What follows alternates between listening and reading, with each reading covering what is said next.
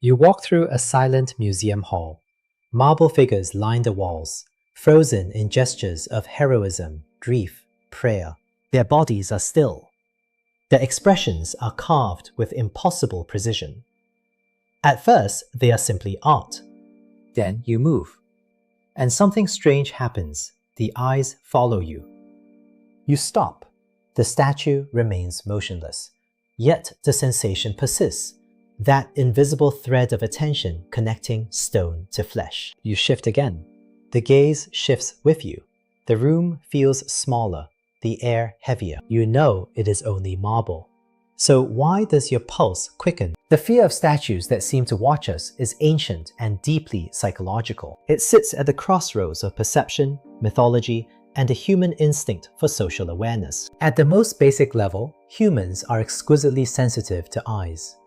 Our brains contain specialized neural systems dedicated to detecting gaze direction. Even minimal cues, 2 dots and a line, can trigger the impression of a face looking back. Evolution shaped this sensitivity because knowing who is watching you was critical for survival. Being watched means potential threat. But statues complicate this instinct. A living being that watches you is understandable. A stone object that appears to do the same violates expectation. And when expectations are violated, the brain enters a state of alert. This tension lies at the heart of what robotics researcher Masahiro Mori later described as the uncanny valley. When something appears almost human, but not fully alive, it generates discomfort. Statues occupy that ambiguous zone. They have human form, human eyes, human proportions, but no breath, no movement, no warmth.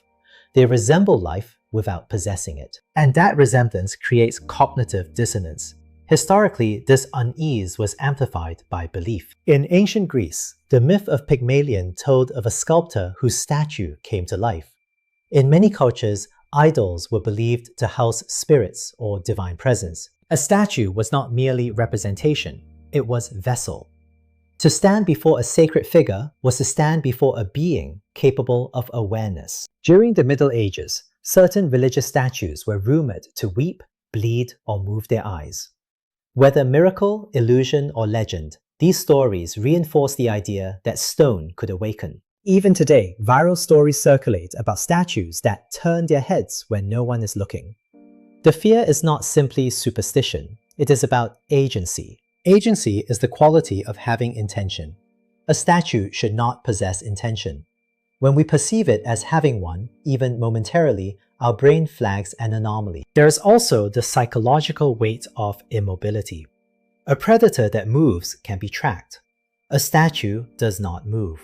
Until, in imagination, it might. This is why horror cinema uses the device so effectively. In Doctor Who, the weeping angels are statues that only move when unobserved.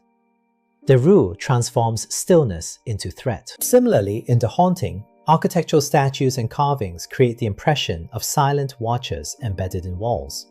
The terror comes from conditional movement. The mind begins to ask, what happens when I blink? From the neurological perspective, humans possess a hyperactive agency detection system. It is safer to assume something has intention than to assume it does not. If a shadow might be a predator, better to react early. This bias means that even inanimate objects can momentarily feel alive under certain lighting or angles. Statues, especially those with detailed eyes, exploit this bias. The sculpted pupil is particularly powerful. Some classical statues leave the pupil blank, creating a hollow gaze that feels infinite. Others carve the iris with precision, locking the viewer into a silent exchange. Without blinking, without shifting focus, the statue's gaze becomes eternal. And eternity is unsettling. There is also a social dimension. Humans evolved in tribes where being watched could signal judgment or evaluation. Psychological experiments show that even images of eyes placed above an honesty box increase cooperative behavior.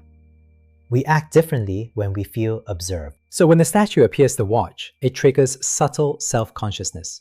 You become aware of your posture, your movement, your presence. In a quiet gallery, this self-awareness intensifies. You are no longer alone, even if rationally you are. In some cases, fear of statues blends with fear of paralysis. A statue represents frozen life, a body trapped in a single moment forever. There is something existentially disturbing about that. It suggests permanence without consciousness, form without freedom. And if that form suddenly gained awareness, the line between object and subject would collapse. Many horror narratives revolve around this collapse. In Night at the Museum, statues and figures come alive playfully.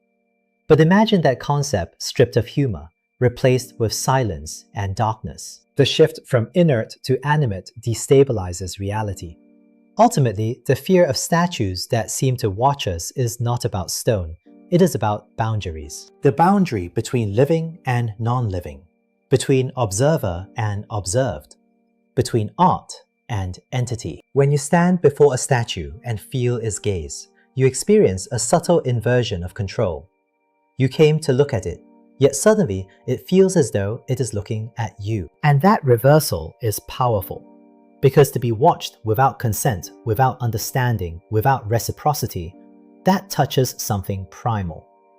So the next time you walk through a hall of marble figures and sense that quiet, unmoving stare, remember, the statue has not changed, your brain has. It is doing what it was designed to do, detecting eyes, inferring intention, preparing for possibility.